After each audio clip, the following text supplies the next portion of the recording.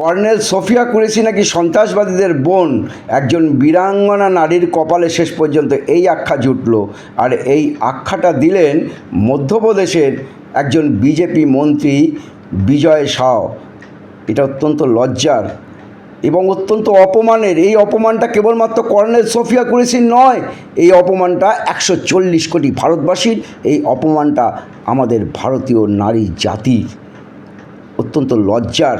এই ধরনের ভিডিও যদি সারা বিশ্বে ছড়িয়ে পড়ে, লজ্জায় আমাদের মাথা হেঁট হয়ে যাবে।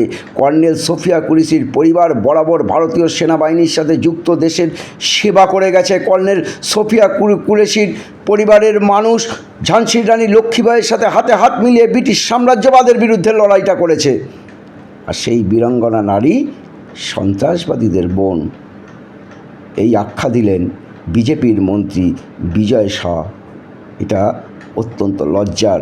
আর এই ধরনের কাজ যারা করে, ধর্মীয় বিদ্বেষ ছড়িয়ে মানুষের মধ্যে ঘৃণার বাতাবরণ তৈরি করে, তাদেরকে যদি সমাজ থেকে আলাদা না করা যায়, তাহলে কিন্তু এই ঘৃণার বাতাবরণ ক্রমশ প্রকট হবে এবং দেশ সংকটে পড়বে। তাই সুপ্রিম কোর্ট ধমক দিয়েছে এবং সোফিয়া কুরেশির কাছে ক্ষমা চাইবার জন্য বলেছে এই মন্ত্রীকে। কিন্তু এটাই যথেষ্ট নয়।